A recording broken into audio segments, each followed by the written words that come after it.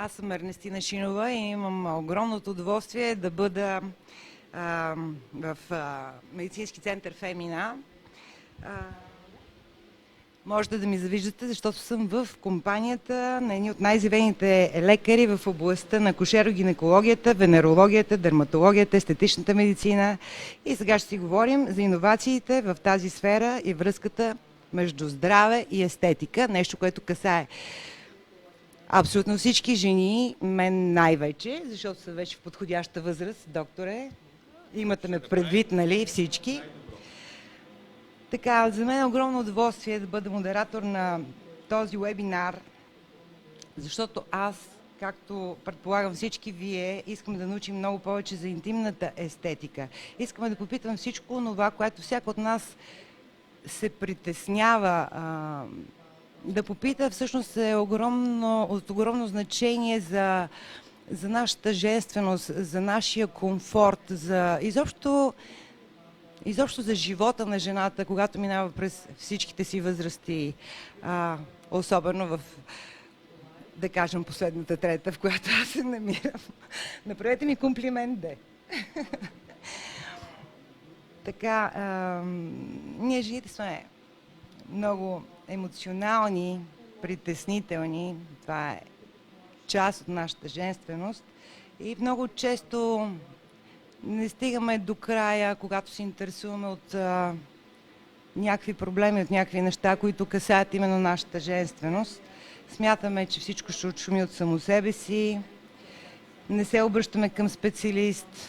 Не търсим решение на проблемите, които за щастие в 21 век с помощта на тези добри хора са вече решими. И сега бих искала да си поговорим за това дали лукс или необходимост за всяка дама с интимната красота и здраве. Нека да започна с представянето на моите гости, въпреки че по-скоро аз съм ви на гости. Да, ние сме си у нас. Да, вие сте си у вас. Това е доцент Румен Димитров. Той е началник на клиника по обща и урогинекология в Майчин дом и управител на медицински център Фемина. Доцент Димитров има над 30 годишна практика в гинекологичната хирургия. Той е специалист в областта на оперативната гинекология, ендоскопската гинекологична хирургия, безкръвни гинекологични операции, урогинекологията, ултразвуковата диагностика в акушерството и гинекологията и уродинамиката. Автор е на множество научни публикации, са автор в 7 учебника сте написали и помагала за студенти и специализанти. Професор, доцент, доктор Димитров. Само искам да ви кажа, че много се гордея да стоя до вас. Благодаря за комплимента. Да. Добре, че сме сполучливо женени и двамата. Че не се знае. Така, доктор Росица Денчева, която има над 10 години опит в областта на естетичната дерматология, в използването на инжекционни терапии, различни видове лазерни системи, енергийно базирани устройства с цел подобряване на естетическите характеристики на кожата на лицето и тялото. За мен тя е известна, предполагам за вас също. След като завършва медицина, доктор Денчева започва своя професионален път като специализиращ лекар, аспирант в катедрата по дерматология и венерология. Продължава да се развива като дерматолог, мениджър на Център за сексуално здраве София, лекари без граница също. Практикува в университетска болница Александровска и Токуда, където дори е началник на отделение по дерматология, венерология през първите 5 години от създаването на болницата. И аз всъщност от тук сте ми известна, доктор Денчева, заедно с доктор Ивайло Петров, основава дерматологична клиника София, една от най-успешните частни групови практики в сферата, и през 2017 година основава клиника Reverse, като част от дерматологична клиника София, която има за цел да насочи усилията си изцяло към дерматологичната естетика. И сега да представя най-ексклузивния ни гост, професор Марко Гамбачани, който е в България, за съжаление, само няколко дни, но прие поканата на медицински център Фемина да се включи в събитието, за което горещо му благодарим. Професор Гамбачани е специалист по акушерогинекология, член на редица професионални организации, член на изпълнителния комитет на Международното дружество по проблемите на менопаузата. Той е автор на над 120 публикации в международни издания и проучвания, свързани с различни аспекти на гинекологичната ендокринология, контрацепцията, биологията на менопаузата, перименопаузата, остеопорозата и рисковете и ползите, свързани с употреба на менопаузален хормон. Както виждате, събрала съм изключително компетентни хора, капацитети в своите области, за да си поговорим за едно явление, едно ново завоевание на лазерната терапия. И така, поводът, за който сме тук днес, е много конкретен. Това е лазерната апаратура от ново поколение Photona SP Dynamis, който предлага неинвазивно, безболезнено и бързо лечение на едни от най-често срещаните гинекологични проблеми при жената. Освен здравни, те често се превръщат в емоционални. Тези заболявания изграждат психологически проблеми, които пречат на жената да бъде пълноценна. И затова терапиите, които иновативният апарат Photona SP Dynamis предлага, решават проблеми като вагинална атрофия, синдром на вагиналната релаксация, стрес-инконтиненция, генитален пролапс и диспареуния или болезнен полов акт. Това са група естетични манипулации, като отстраняване, т.е. предполага група естетични манипулации, като отстраняване на кондиломи, пигментации и други. И сега вече започваме да си говорим наистина на важните теми с специалистите. Но преди това бих искала да ги поканя да разкажат малко повече за тези състояния, за това решими ли са те и изобщо какви са иновациите, които предлага въпросната апаратура. Започвам с доцент Румен Димитров. Доста жени предполагат, но все пак не е лошо да се каже много точно и така от пиедестала на вашето знание, на това, на което вие сте такъв капацитет. Какво точно е вагиналната релаксация, какво е стрес-инконтиненцията, какво е гениталния пролапс и диспареунията, какви са техните симптоми, как да ги разпознаем, когато настъпи момент. Благодаря за въпроса. Гениталният пролапс е едно доста често състояние, което се развива през живота на жената и се счита, че през целия си живот около 20 до 30% от жените развиват някаква форма на генитален пролапс, която е достатъчно изразена, за да им пречи и да налага да бъде коригирана. Световните статистики за развитите страни, където пациентките повече търсят и получават медицинска помощ, е, че всяка една от 9 жени през живота си се налага да си прави някаква коригираща хирургична интервенция по този повод. Това свързано ли е с раждане, например? Най-вече да.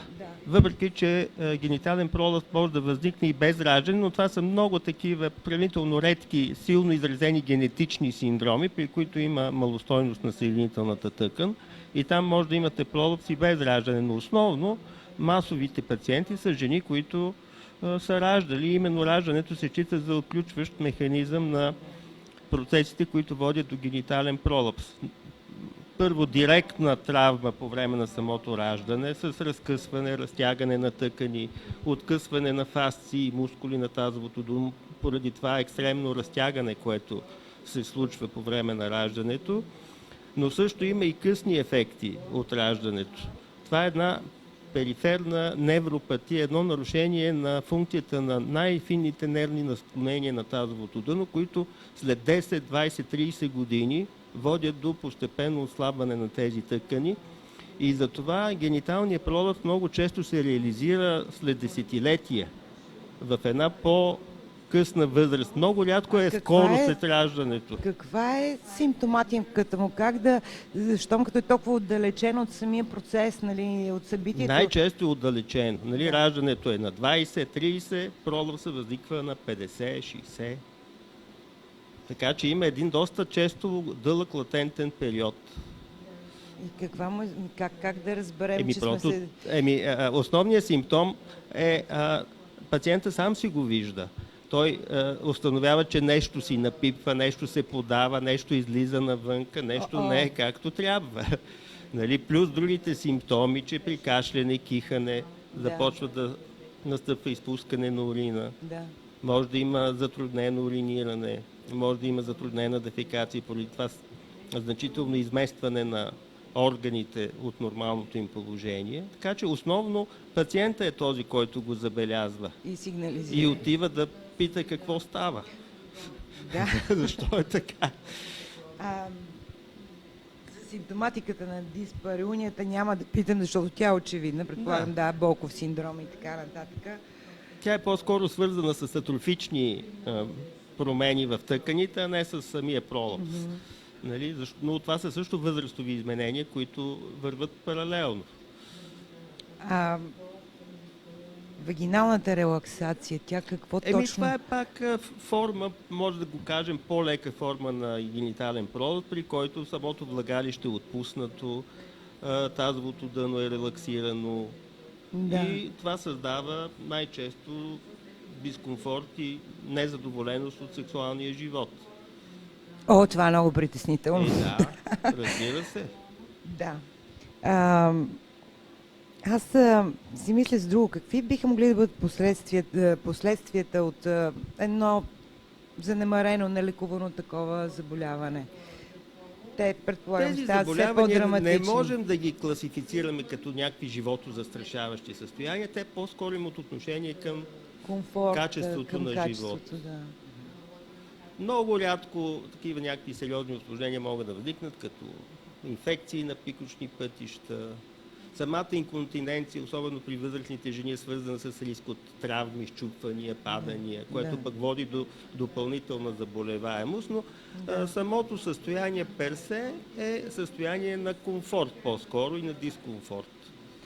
Има ли някаква алтернативна терапия, нещо, което можете да предложите като специалист? Традиционната терапия, която аз самия съм практикувал 2-3 десетилетия, това е хирургическото лечение на гениталния пролет по оперативен път. То си носи хирургичните рискове, съответно. Да, то си носи тези хирургични рискове, има възстановителен период и всички свързани с анестезия, с оперативните интервенции, неудобства и дискомфорт за пациента са на лице. Но това беше основното, което медицината предлагаше доскоро. Плюс някои такива палиативни локални терапии, като хормони, като прочие, които опитват нещо да компенсират проблема, но не го лекуват. И сега можем да разчитаме, че тази иновация, този нов апарат може... Да, то е една алтернатива, която замества много досегашните лечения и го прави по един много елегантен, приятен, безопасен и безболезнен начин за пациентите.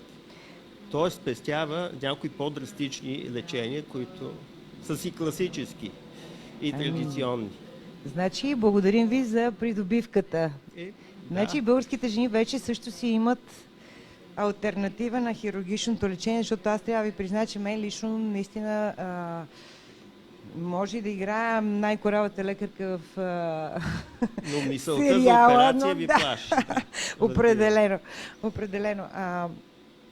Според вас имаме малко, как да кажа, странна народопсихология. Според вас българката грижи ли се достатъчно за здравето си или си мисли, че това са лигавщини, това са неща, които не са толкова важни, че винаги всичко друго е на преден план, а не се осмелява да реши проблемите си и да стигне до своя си комфорт?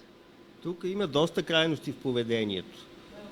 От една страна има хора, които не обръщат внимание на сериозни симптоми, а от друга страна има хора, които за най-малкия проблем тичат и почват да се изследват. Аз съм от вторите. Самоназначават изследвания, които са абсолютно безсмислени и нямат нищо общо с... Изследвания обичам много, операции не. Пускат си хормони, пускат си изследвания, идват с едни папки с изследвания, искат да им ги разчиташ никой не им ги е карал да си ги правят.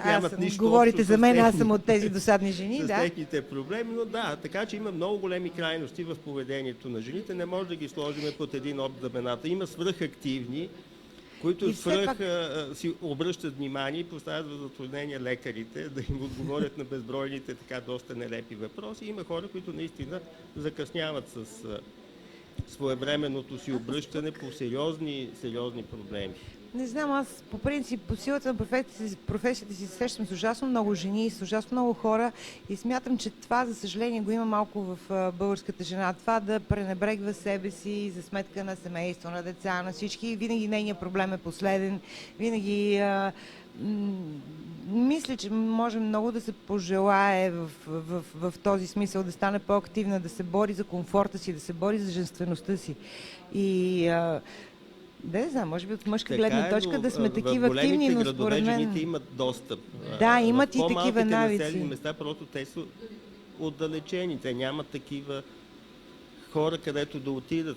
Аз се надявам, града е чрез по-лесно. това, което правим сега, чрез този вебинар, да стигнем до всички, до те да знаят, че има решение на проблемите им и да опитам сега от тяхно име да ви задам въпроси, на които да отговорите, за да бъдем максимално полезни. Ще ви отговарям.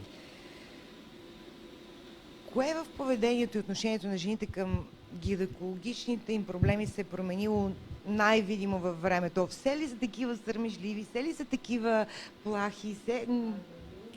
Не мисля. Съвременната жена има едно трезво и позитивно отношение към тези проблеми. Аз имам много пациентки, които редовно си правят като по часовник годишните профилактични прегледи.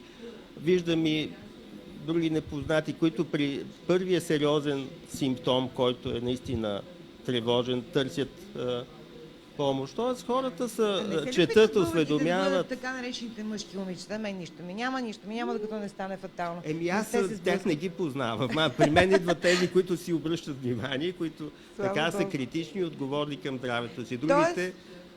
Другите, за съжаление, идват така в напреднали директно по болниците, когато се усложнат, когато възникнат сериозни проблеми. Нали?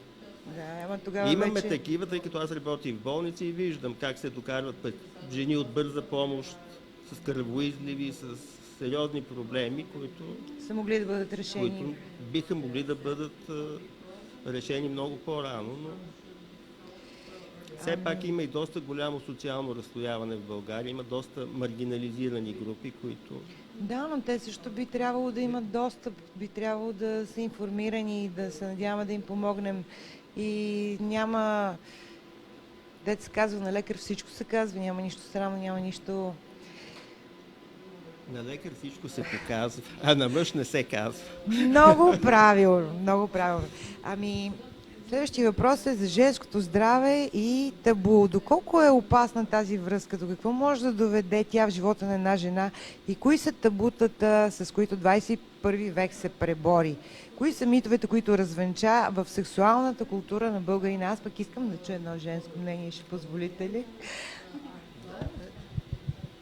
Доктор Денчева. Всъщност, да, в последните години, като че ли наистина табутата са до някаква степен преодоляни. Да. Не напълно свалени, в никакъв случай.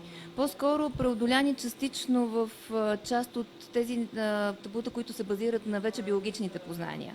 Да. Говорим, примерно, за полово предавани болести, за нежелана бременност, този тип неща, които вече са ясни чисто от биологична гледна точка. Обаче аз като лекар, който работи пък от другата страна на гениталната проблематика, която са полово предаваните болести, съм далеч от идеята, че са преодоляни всички табута. Аз също продължавам. Извинявайте, професор, доцент Димитров, непрекъснато и наричам професор, дано да стане реалност. Аз всъщност продължавам да се срещам непрекъснато с млади жени, и не само жени, разбира се, но тъй като в момента за жените говориме, които имат изключително голямо неудобство да споделят с лекаря си какво точно е притеснението, защото то е свързано с социалното им поведение в някакъв момент. Също по отношение на тази генитална патология, за която сега си говорим, много често всъщност по време на друг преглед те успяват някакси в хода на едно нормално общуване човешко, чисто човешко да кажат, знаете ли, че аз всъщност май се изпускам. което не искат да го дефинират като конкретен повод, за да отидат на лекар. Така че много трудно да се каже, че сме успели да пречупиме голяма част от табутата, въпреки информацията. Да, и страха от...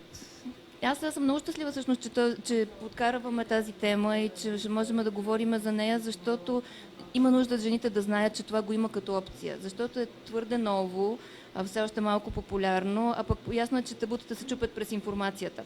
Човек трябва да знае, за да Това може да начина. почне да мисли по въпроса. Аз това си мисля, че правим сега, че докарваме тази информация до колкото се може повече жени, за да се преодолеят именно тия табута и неща. Нека да наричаме нещата с истинските им имена. Може би ще бъде по-лесно именно вие да отговорите на този въпрос. Всъщност всички бих искала да попитам. Много жени не са наясно с самата биология, с как се променя всъщност вагината с напредване на възрастта. Всички усещат някакви промени, но как се променя след бременност, след раждане? Това са едни физиологични промени, които много жени не успяват да формулират за себе си и съответно да разберат разликата между здравото състояние и вече започналата деформация. Аз може би на доцент Димитров ще дам аз тук и думата. ще ви питам, Да, че... аз ще допълня след това към него, защото аз имам чисто женската гледна точка и може би оттам ще... Но той все пак той е специалист и професор Гамбаджани, двамата са специалисти именно в тази област, така че може би те първоначално да дадат мнението си. Да. Непосредствено след едно вагинално раждане, естествено, там органите са значително променени. Влагалището е разтегнато, перинеума е разтегнат, има шевове, често по перинеума, има вътрешни скрити шевове, влагалището е отпуснато. Част от жените след раждане съобщават за това изпускане при кашляне и кихане, но с времето, с пуерпералния период, който е горе-долу около 6 седмици, нещата се повъзстановяват, въпреки че те никога не се връщат в изходното си положение, но на практика при огромната част от жените тези първоначални проблеми веднага след раждането отзвучават в много голяма степен и при малко от тях те могат да персистират след като премине този възстановителен период от условно 6 седмици. По-късно обаче, с напредването на възрастта, тези неща започват отново да се случват при част от тях, на които им е писано. Особено когато настъпи отпадането на яйчниковата функция, менопаузата, настъпват и процеси на стареене, и процеси на хормонален дефицит, които водят отново до появата на тези симптоми, но вече те са на друга база.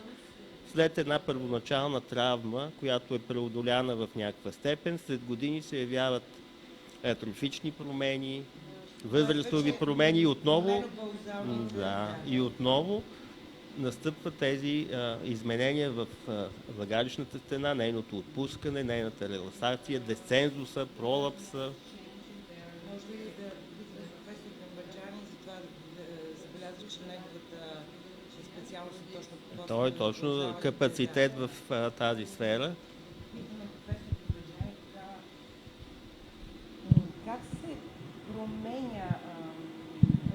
Как се променя вагината в след менопаузалния период?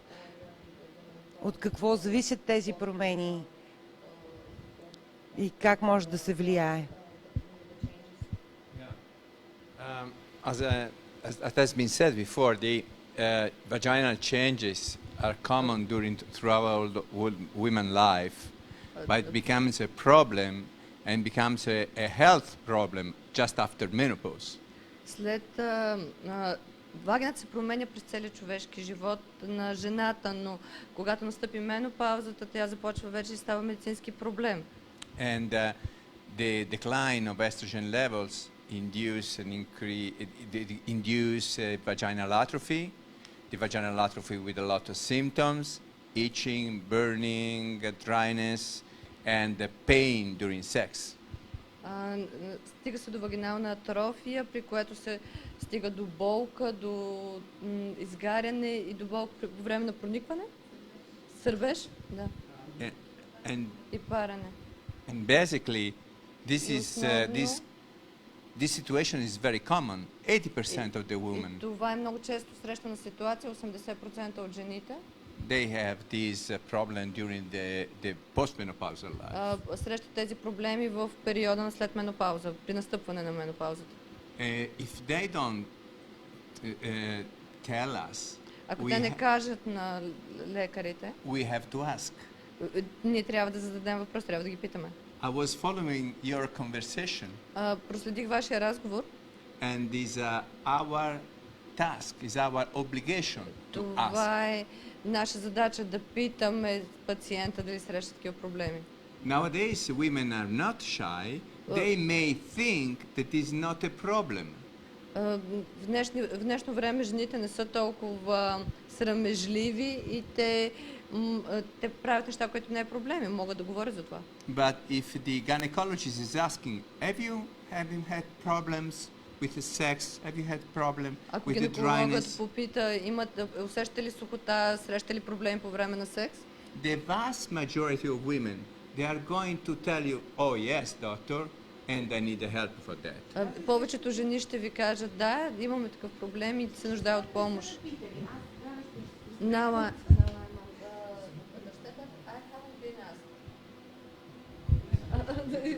Не.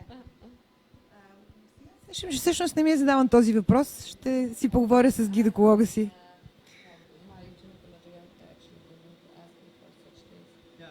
That's why as an International Society of Menopause, we are saying always to our colleagues around the world, please ask about vaginal atrophy. Because women, they may think that this is something where we cannot do anything about it because they link their symptoms to aging. But it is not the aging, it's the menopause. So we can do a lot against it. Точно това правим в нашата международна асоциация на менопауза, която аз съм член. Това, което правим е да съветваме гинеколозите да задават тези въпроси на жените, защото много жени смятат, че това е поради настъпване на възрастта, възрастови проблеми, а то всъщност е поради настъпване на менопаузата и това не е нормално. We can do a lot, not only with hormone therapies, with non-hormonal therapies, but nowadays also with the laser. Можем да направим много не само с хормонална терапия, и също така и с употребата на лазерните технологии. With the treatment once in a year, we can solve the problem and the women can feel better for the rest of their lives. С веднъж годишно лечение, третиране, процедура, жените могат да отстранят този проблем и всъщност да живеят един по-добър живот. Това е много обнадеждаващо, смятам. Доктор Денчев, искате ли нещо да добавите или... Всъщност аз исках да кажа няколко думи само за външната генитална зона, защото ние сега си говорим за влагалище и за влагалищни оплаквания и за проблеми по време на сексуален контакт. Обаче като дерматолог винаги обръщаме внимание ние пък на кожата.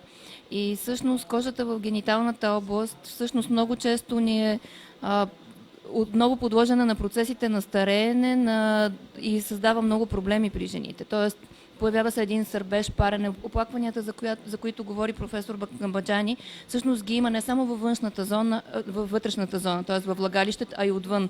Ние много често консултираме пациентки, на които са им казали нищо ви няма, но те продължават да имат парене, сърбеж, дискомфорт и то не само при сексуален контакт, при уриниране, дори без нищо, при едно изпотяване леко.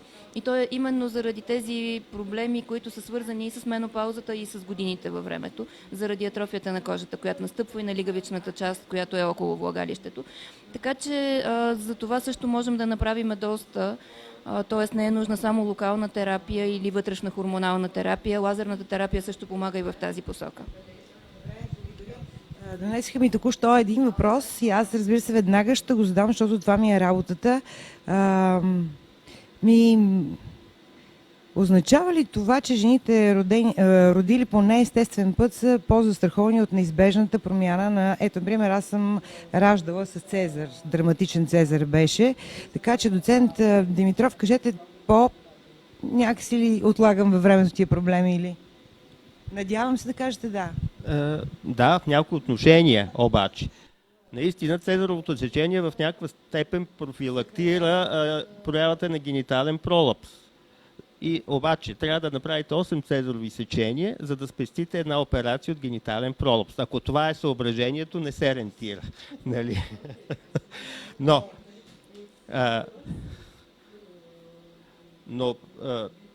цезаровото сечение няма да ви спаси от промените в лигвицата на влагалището, свързани с възрастта, няма да ви спаси от кожните промени, които евентуално биха могли да се явят през вашия живот в областта на външните полови органи, така че отговорът е частично.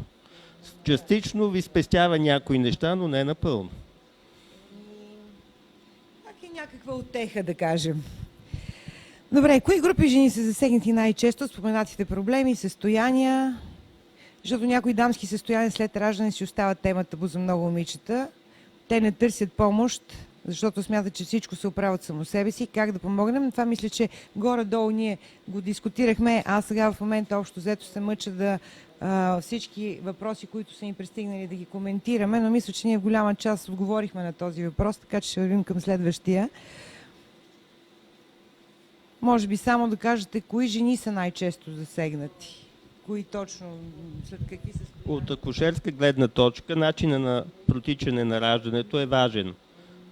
Едро бебе, тежко раждане с оперативни интервенции, форцепс и така нататък, разкъсвания, естествено ще доведе много вероятно до такива последици. Многото раждания, характерни за определени нации, общности и така нататък, също са едно условие. И има и конституционални фактори. Това са особеностите на тъканите на даден човек, които са генетично заложени. Знаете, има хора, които страдат от херни, от вени, разширени, от плоско стъпало. Това е все проява на съединително тъканна слабост, което се манифестира и в генитален пролапс. Особеност на тъканите. Ще задам един много глупав въпрос. Всъщност ще задам микрофон, ще задам един глупав въпрос, сигурно, но сега в крайна сметка аз имам право на това, защото съм артистка. И водеща. Имате ли наблюдение дали българките генетично сме някакси по-специални? Аз не мога да правя обобщение, но ние още от пръв поглед правиме нашата си оценка за пациентите. Когато елементарният преглед и от вратата впечатлението, той издава тези особености. Да се надяваме, че природата ни е по някакъв начин благословила. Например, азиатките не страдат от такива проблеми или в много по-малка степен, отколкото белите и тъмнокожите. Просто има изразени расови специфики тук. Да, това беше малко неприятно. Може би не трябваше да задавам този въпрос. Ще ни разкажете ли малко повече за новостите и технологичния напредък при лечението на някои състояния на жената след раждане, например? Какви са иновациите?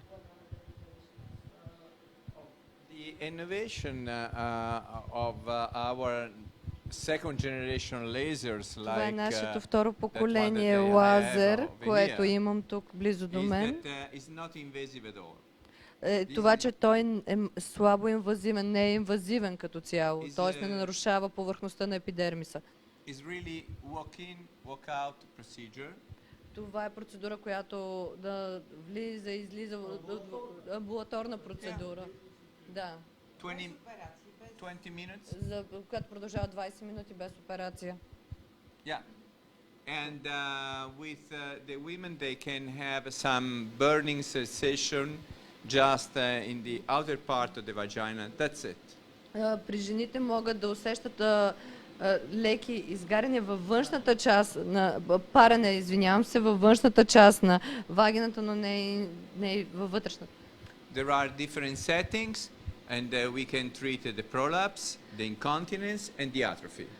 Има различни лазерът предлага различни възможности, така че да може да се лекува вагиналния пролапс, стрес инконтиненцията и атрофията. And these applications are very important for women's health because, you know, as I said before, 80% of the postmenopausal women, they have atrophy problem, and one women out of 4 is leaking urine. So, you know, these applications are meant for a vast majority of the female population. Тези възможности, които лазерът дава, всъщност са много важни. Както казах преди, близо 80% от жените в период на след менопауза срещат подобни проблеми. Голяма част от жените имат изпускане на урина, имат отслабване на съединителната тъкан. There is no reason to suffer. И няма никаква причина повече да страда, защото ние имаме решение на този проблем с възможностите на фотона SP. Нещо повече, може и за малко. А нещо повече, да, за този апарат ще ни разкажете ли? Would you tell us a little bit more about the photon SP dynamics? Oh yes, this machine is a very complete machine. Това е един уред, който предлага всичко, много възможности, цялостни Our възможности. dermatology colleagues can do everything they want with this machine. Нашите колеги от дерматологията могат да правят всичко, каквото искат с този уред. But there is, yeah, everything. Да, включително и лазерен лифтинг на лице. But there is also a little corner for us as a Мога ли да си gynecologist. запазя час? Но също така There is a little corner for us as a има един gynecologist. малък ъгъл тук за нас, за Everything is гинеколозите. already set in the machine, Всичко вече е поставено, настроено в машината.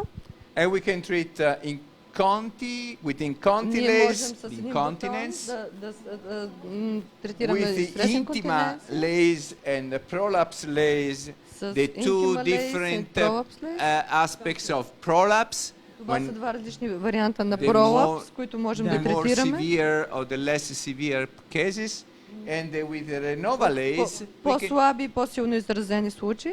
with the Renova lace, we can treat the atrophy. Как И с точно ми ренова лез помага? можем да третираме атрофиите.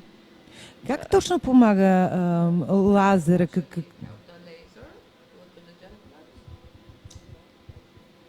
Sorry? How the laser help the gynecologist? Oh, this is very important help for us. Това е много Because, важен уред за нас. For example, the first thing that I'm thinking about Например, нещо, за което аз си мисля, are the breast cancer survivors.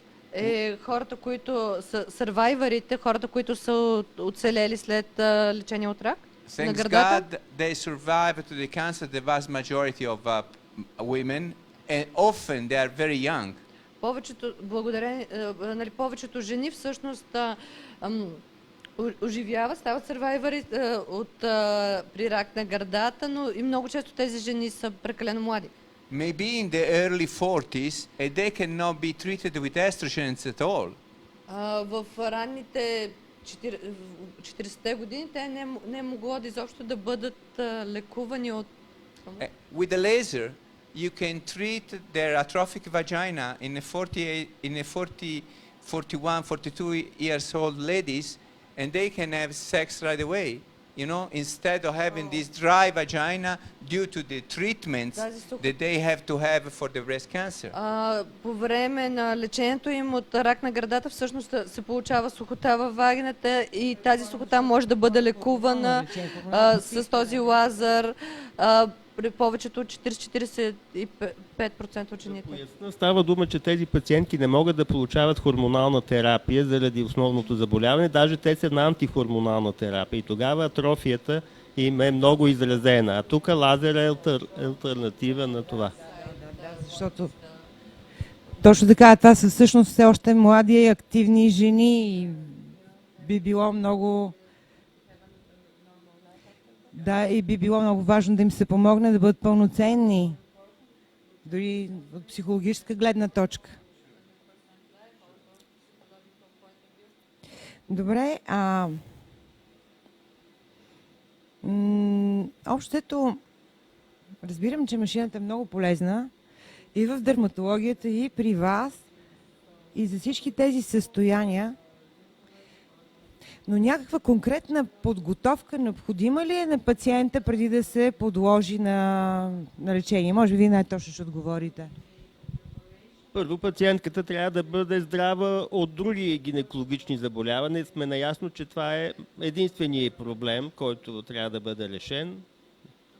и спокойно може да пристъпим. Никакви специални изисквания няма като подготовка и прочие. Трябва ли, примерно, и аз не знам, да пазя някаква диета, нещо да се ограничавам? Абсолютно нищо такова няма. Когато говорим за вагиналните процедури, не. Няма никакви диетични или други ограничения. Просто прави се процедурата, тя става и си тръгва. Усещанията са минимални в края на самото третиране. Трябва части от секундата. Много съм страхлива. Можете ли да ми ги нищо не опишете остава. точно тези усещания? Какви би трябвало да бъдат? Когато говорим за тези процедури, които професор Гамаджани обясни, те са вътре във влагалището. В самия край, когато се наближава Се усеща входа на затопляне, влагалището, какво? когато лазера стреля, така да го кажем, защото той пуска многократни импулси, се усеща леко затопляне и прибоцкване. И това е указанието, че вече сме стигнали до края на зоната, която трябва да третираме. Също такова усещане за частици от секундата има, когато се обработват входа на влагалището. Вече това е с друг режим на лазера.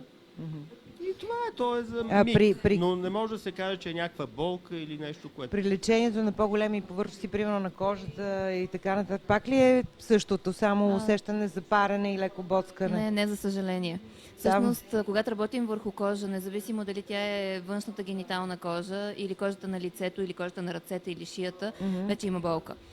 Просто е въпрос на различен тип сетивност на лигавицата и на кожата, и кожата е доста по-чувствителна, особено кожата на лицето. Всъщност това се преодолява лесно, не е някакъв сериозен проблем, защото има локално обезболяващи кремове.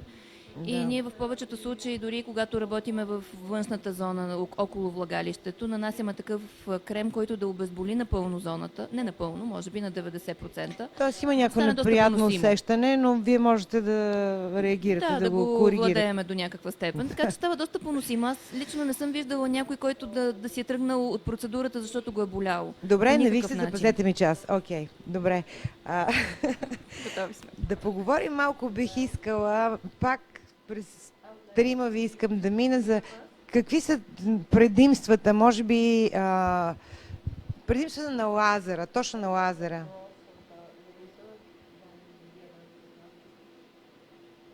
First of all, as I said, is it possible to treat with a laser women that cannot be treated with hormones, for example? Първото нещо е, че всъщност лазер дава възможност да се лекуват жени, които не могат да бъдат лекувани чрез хормонална терапия. And also we have to think Също така ние трябва да помислим. one very important point that all over the world, 80% of the women they discontinue the local treatments after few months. Why? Because they get annoyed to put in vagina creams, gel, suppositories every single night. Това, което трябва все пак и да отбележим, че по целия свят близо 80% от жените всъщност прекъсват тяхното локално лечение след няколко месеца, защото всъщност те нямат желание всяка вечер да нанасят крем или друго лекарство, за да се лекуват. Да, и предполагам и финансово е доста по-различно като ситуация.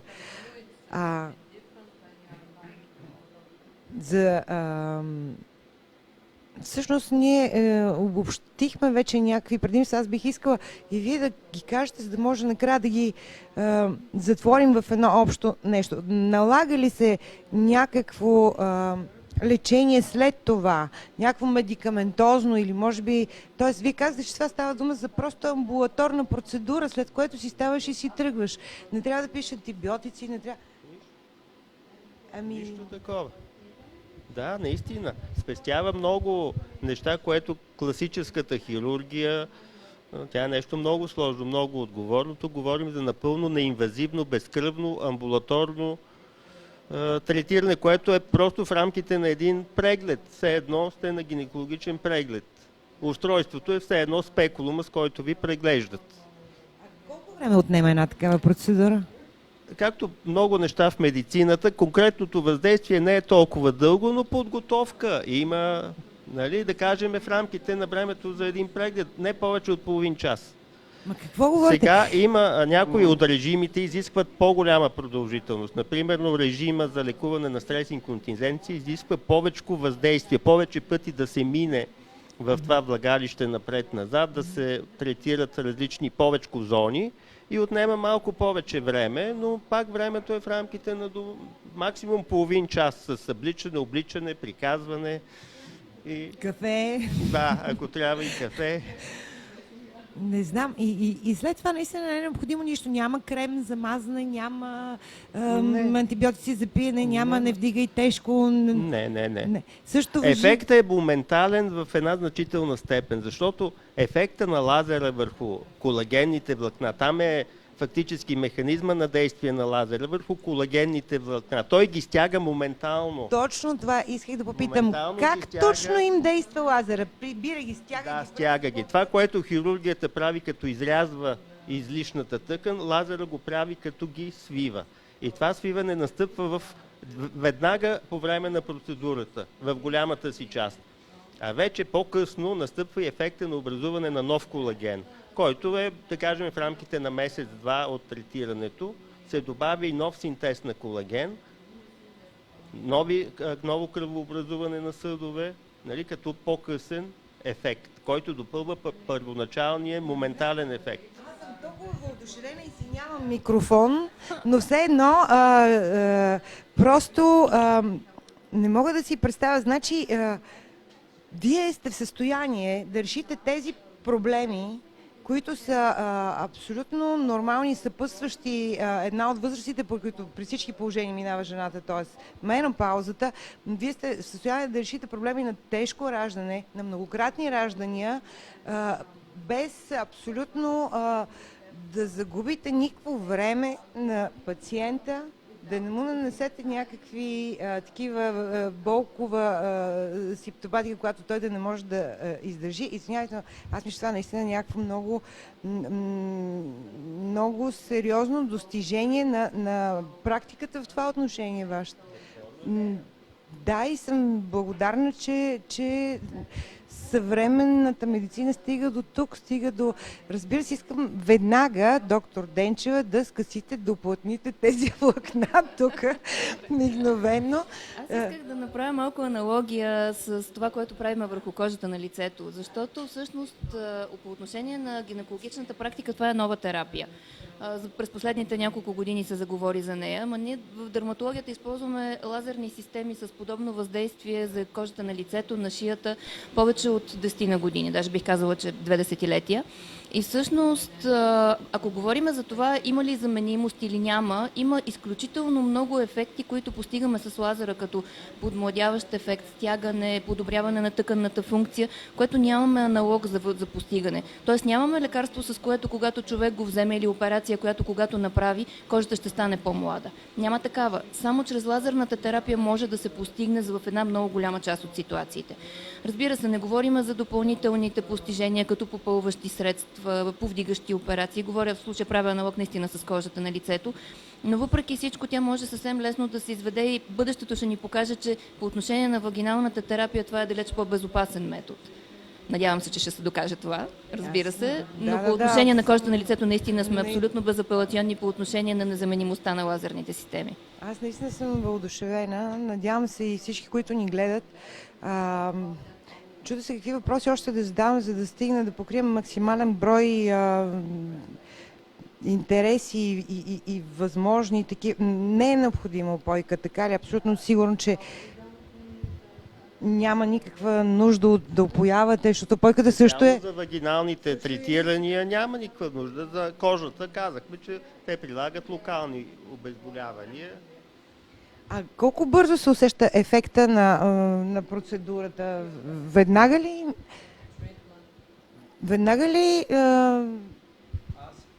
As for the atrophy right away, При атрофията веднага. while for the incontinence or Докато при стрес, prolapse, инконтиненцията you и при needed to wait a couple of пролапса, months. ти трябва да се изчака няколко месеца. Why? Защо? Because the temperature does stimulate the collagen renovation, neosynthesis of collagen, and it takes about 20, something between 20 and 40 days. Това, което лазерът прави всъщност е да загрява самата тъкан. И по времето на загряването на тази тъкан, по времето на загряването на тази тъкан всъщност се стимулира производството на нов колаген, синтеза на нов колаген. И за да се случи този синтез, трябва да се изчаква 20 до 40 дни. Времето, за което ще се синтезира новия колаген. So, yeah, we have to tell our patients that we schedule usually 3 treatments 1 month apart. Това, което трябва да кажем на пациентите си, че първоначално са необходими 3 последователни процедури, всяка от които през един месец. And we observe the improvement in continence and prolapse usually after the first one, after the second one, not after the first, but after the second one, when we got the effects of the first one, after 40 days. Всъщност след първите 40 дни ние виждаме ефекта при стрес инконтиненция и при пролапс, защото в този момент, когато пациента дойде още веднъж, ние виждаме самите промени след образуването на нов колаген. Това е процеса, който е необходим за синтеза на нов колаген. Добре, да минем на другите въпроси. До каква възраст приблизително в тялото на жената регенеративните процеси се саморегулират и ние можем да разчитаме, че тялото ни само ще се справи, ще покрие някакви проблеми? Въпросът ми е малко странен. Докато жената има менструална и хормонална функция, тези процеси си се случват нормално и би трябвало да самостимулират. Да, това е част от естествената физиология, но с настъпването на менопаузата, 2-3 години след това започват да се забелязват атрофичните изменения. И може би това е възрастта, която очакват да чуят тези, които са задали въпроса. Аз така го разбирам. До тогава нещата си се случват сравнително нормално. След това вече не можем да разчитаме. След това... Тогава вече настъпват неща, които са извън нашето желание. Добре. Има ли някаква алтернатива? Има ли някакви специфични храни, напитки, гимнастики, практики, йога и какви ли не, които да стимулират именно тези регенеративни процеси, за да ни предпазят от, примерно, стрес и инконтиненцията? Не мисля, че това става с диета и с храни. Единственото средство, което при стрес и инконтиненция се използва, това са така наречените упражнения на Кегел за стягане на тазовата мускулатура, но те изискват много сериозна мотивация и както и с хормоналната терапия, на жените им писва и им омръзва само за това да мислят и да го правят по много пъти на ден и те търсят някакво дефинитивно решение, което ще ги избави за винаги. Друго, храни, диети, не мисля, че има някакво действие и няма данни за такова. Има още един интересен въпрос. Има ли наследственост при гениталния пролапс? Това може ли да бъде наследствено заболяване? Мисля, че говорихме, че има наследствена конституционална особеност на съединителната тъкан, която без да е директно наследяване на заболяване по буквалния начин, по Менделовите закони на генетиката, прави жените от дадена фамилия склонни да имат такива неща. Такива заболявания. Да. Това си има джинс, ген, както казвам. А има ли някаква минимална възраст, понеже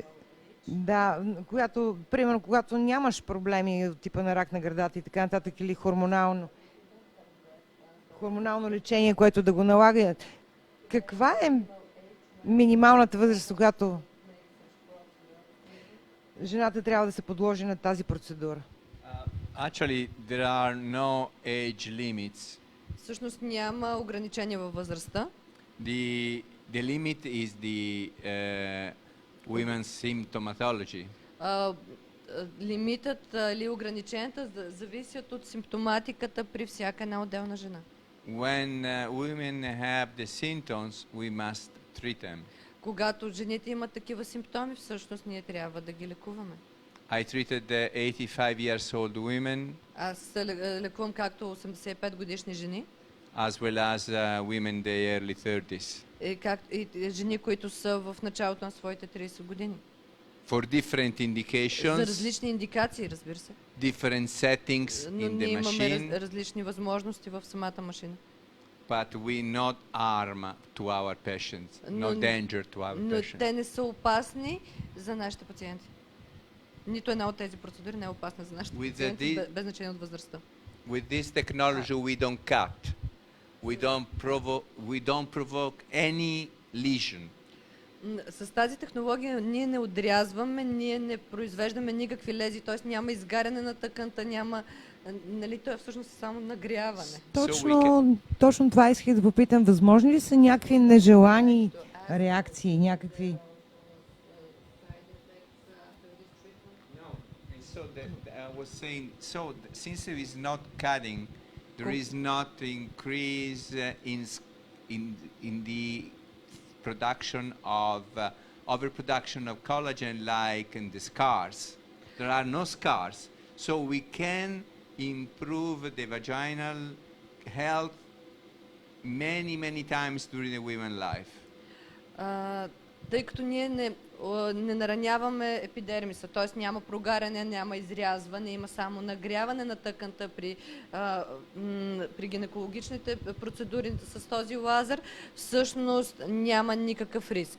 We can repeat the procedure every year. Ние също No така problem. можем да се подлагаме на да правим тази процедура при жени с проблеми всяка една година, защото нямаме изрязване, нямаме прогаряне на тъканта. Каквото се случва примерно при аблативни лазери, където имаме пиксел, прогаряне на тъканта и тогава наистина има риск. Worldwide, there are more than 100,000 women already treated with the photonal laser. С тази технология вече над 100 000 жени са третирани. I personally treated more than 1,000 patients. Аз лично съм лекувал с тази технология над 1000 пациента. And the only side effect I had there was few women with the heavy leukorrhea, so a heavy vaginal discharge for a couple of weeks. That's it. Единственият страничен ефект, който съм имал е няколко пациента с по-засилено вагинално течение, но за кратко. Това също звучи много надеждаващо. Значи почти не се поемат рискове, искате да кажете. Настройките на апарата са такива, че изключва увреждане на тъканите. И да искате не можете, той няма да позволи това. А до каква максимална възраст може да се работи? Тоест, може да съм на 90 години, на 80? Няма възрастови ограничения, както каза професор Гамбачани.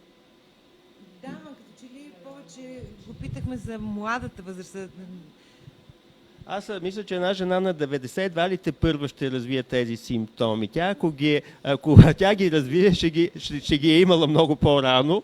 Така че тук възрастовия лимит се стига до там, че тези процедури могат да се правят периодично до напреднала възраст. Но едва ли една жена на 95 години за пръв път ще изпита този проблем. Да. Не ме интересува, аз искам да имам хоризонти.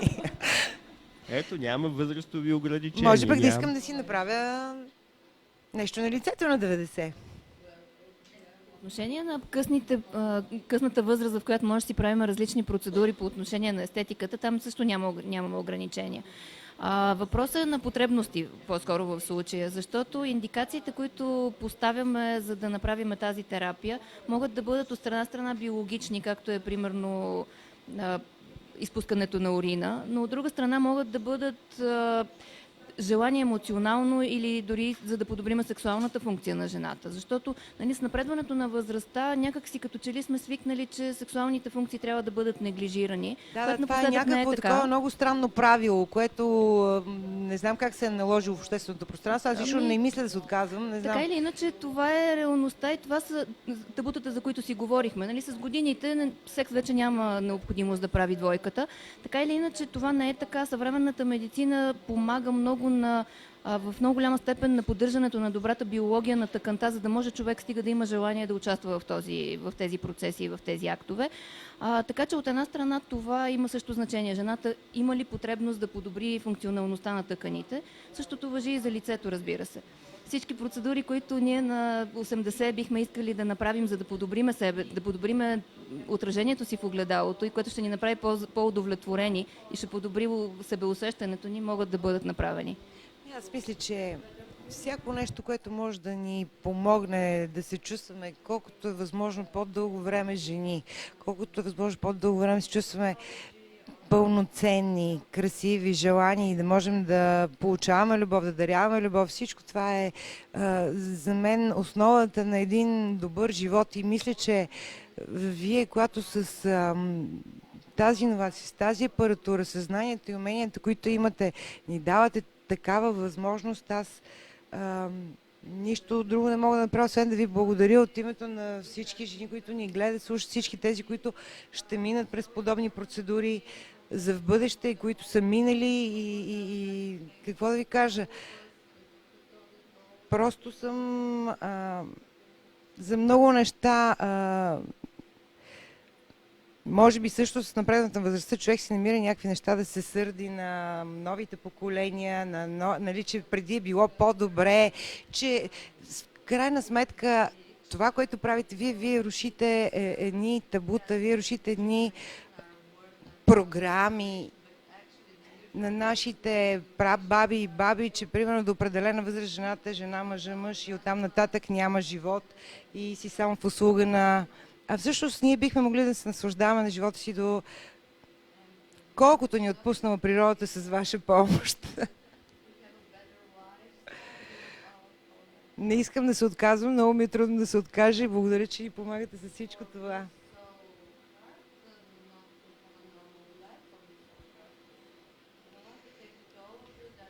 Чудя се дали има нещо, което сме пропуснали, нещо, което може би самите ни зрители не се задали като въпрос, нещо, което бихте искали да добавите. Аз лично съм щастлива от това, че го има този апарат. Няколко думи.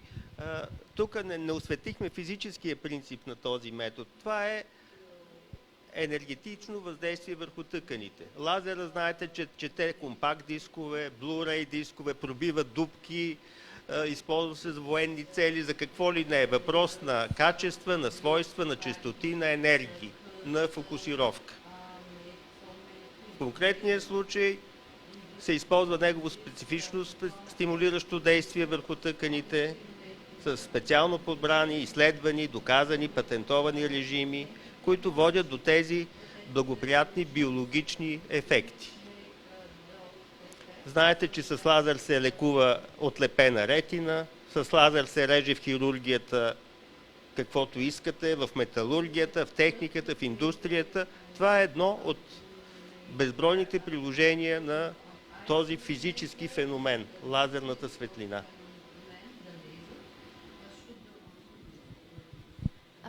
Тъй като тръгнахме към неосветените теми, може би това, за което не стана въпрос, е, че тази лазерна технология, която тук обсъждаме предимно от гледна точка на процеси на стареене, било то влагалищни или кожни, може да бъде приложена за още изключително много индикации.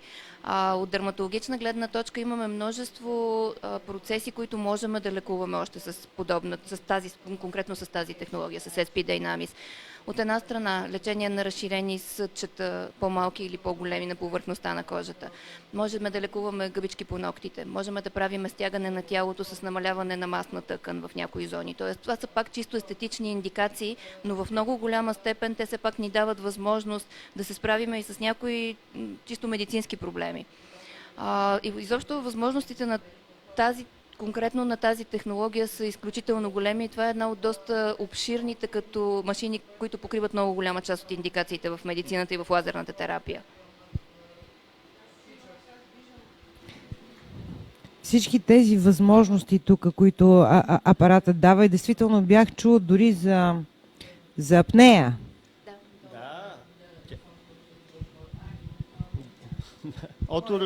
Да. Наистина, не за апнея, за хъркане. може би Да, по-скоро, точно защото за хъркането се хъркане. дължи на отпускане на непцето по време на сън и въздушната струя го кара да вибрира и се явява този гаден звук на хъркането. Лазера, стягайки тъканите, Мога ли да доведа Андрей? да, само Добре. че може би това трябва да го направи тесен специалист, нали, по уши, нос, Добре, гърло. Това е добре. извън нашите компетентности. Добре, Знаете, важно е, че... всичко си иска, трябва да има щапия за всичко. А това всичкото въпрос на чистота на трептене ли е? На лазера, на... Специфично подбрани режими, които са изследвани, доказани. Сега, един е лазера, с който трябва да свалите вражеския спътник, друг е лазера, с който третирате вагината на една жена. По-скоро Имам да свалям, но не спътници, едни други неща. на дължина на вълната е въпрос. Дължината на вълната на Да. конкретната лазерна система и начина, по който тя се поглъща Знаеш ли, от това, кожата. което много искам да обобщя наистина е, че това не е инвазивно, ние не нараняваме епидермиса, ние не нараняваме кожата и тъканта по начин, който да изисква някакво лечение след това и медикаментозно или друго. Става въпрос за процедура, която може да реши много проблеми без болка. Нали обещахте, че без болка? При нас не боли, при тях малко боли. При дерматолозите, но при нас не.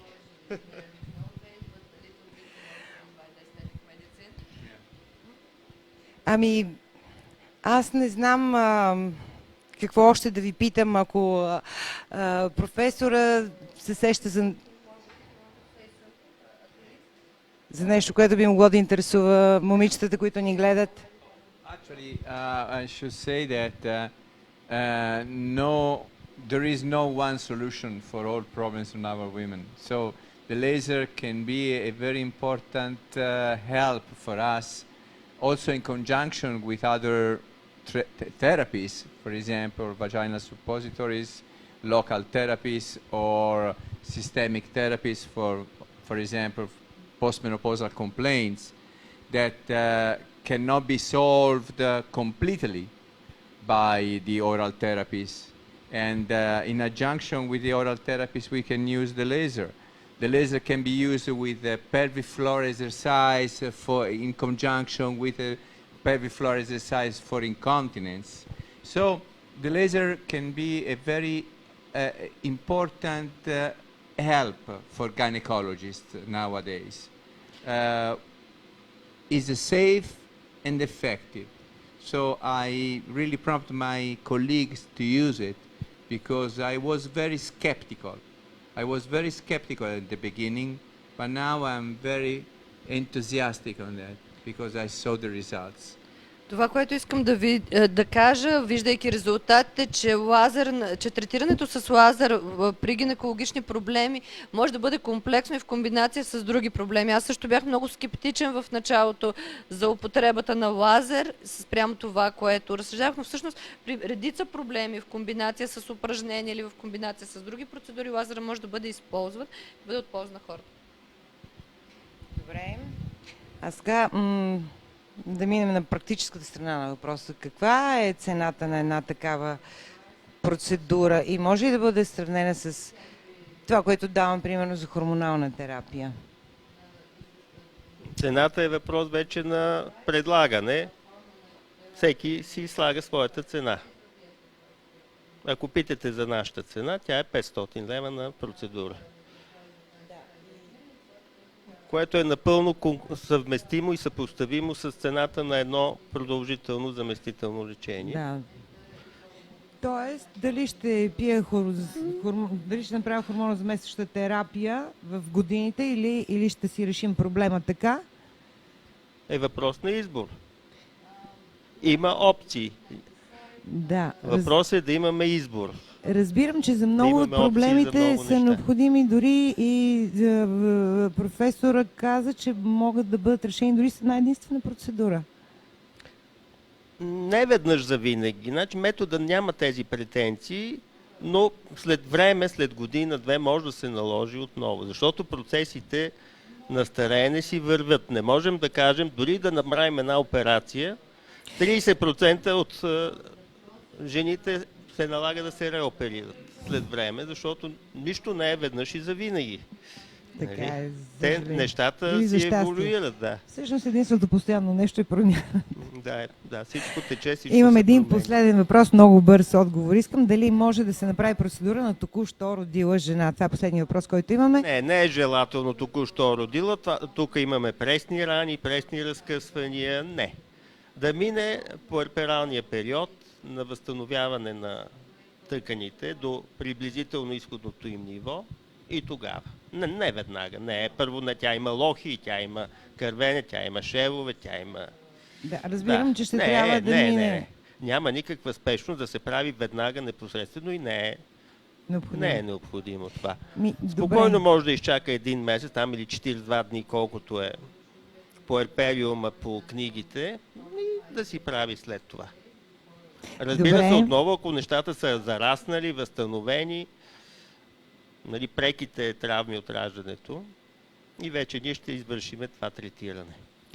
Добре, ами... Не веднага от родилния дом. Нали? Ще е много смело, наистина.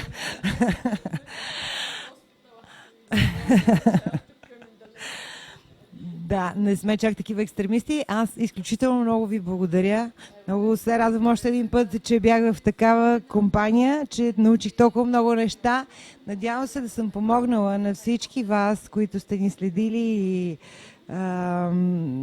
да си отговорите на много въпроси и да разберете, че имаме хоризонти и че имаме възможност да решим